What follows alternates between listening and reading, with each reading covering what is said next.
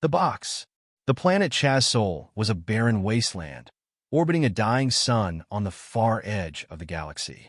Once home to the Zrell, a long-forgotten race, it was now only visited by explorers and scavengers. Among them was Captain Erin Doyle, commander of the human salvage ship Longshot.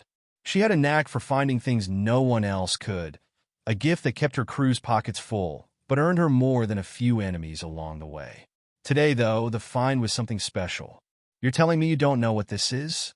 Erin asked, her voice tinged with disbelief.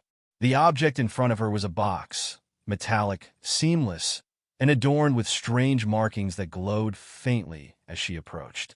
It was about the size of a large suitcase, smooth to the touch, but impossibly heavy. And the energy it gave off, it was nothing she'd ever seen before. Dr. Lang, the ship's resident alien artifact specialist, shook his head. "Not a clue. And trust me, I've studied Zrell tech for years. This is something else." Something else was an understatement.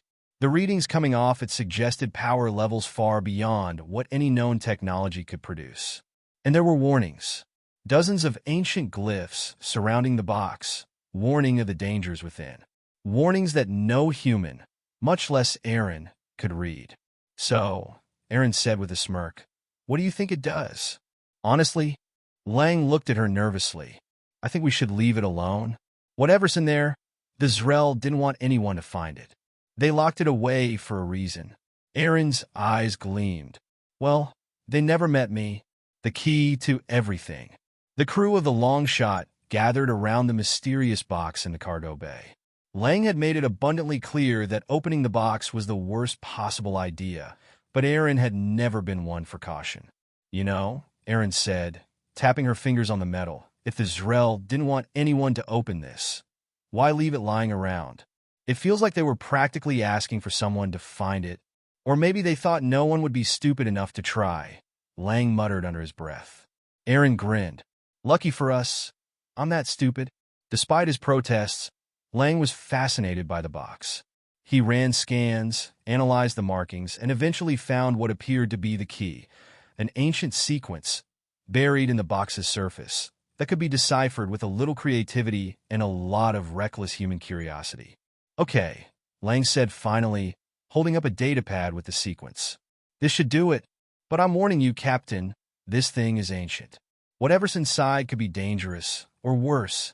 Erin shrugged. Only one way to find out. She keyed in the sequence. The box hummed to life, the markings glowing brighter. The air around it seemed to distort, reality itself warping as the box prepared to reveal its secrets. And then, with a sound like tearing metal, the top split open. What emerged was nothing, at first. Then a voice, deep and alien, echoed throughout the cargo bay. Only a foolish and stupid human could have opened this box. Erin blinked. "Well, you're not wrong. The awakening," the voice continued. "You have unleashed the last sentience of Zrell. Our collective mind, preserved for millennia, now freed because of your arrogance." Erin crossed her arms. "Arrogance? Come on. Curiosity? Maybe. Your kind is known for both." The voice seemed to shift, as if it were coming from all around them now. "You cannot comprehend the forces you have set in motion. You are a danger to the universe itself." Erin exchanged a glance with Lang. "Well, that's a little dramatic, don't you think?" Suddenly, the ship's systems flickered and alarms blared. Lang stared at his console in horror. "Captain, the box is drawing power from our core. It's alive!" The cargo bay shook as the box continued to glow, tendrils of energy lashing out and connecting to the ship's mainframe. The Zrell voice grew louder, more insistent. "You foolish humans. Your existence is a threat to all sentient life.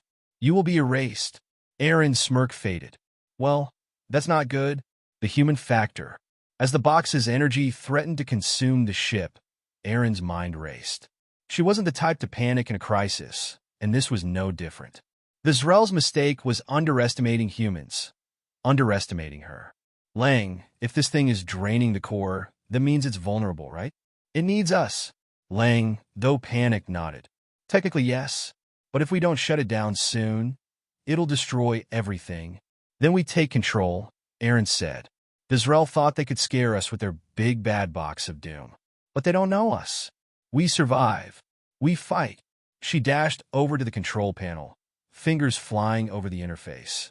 If it's linked to the ship, I can override it. If I can lock it into a feedback loop, it might just fry itself. Lang stared at her like she'd lost her mind. That's insane. It could kill us all. Erin grinned. I prefer brilliantly reckless.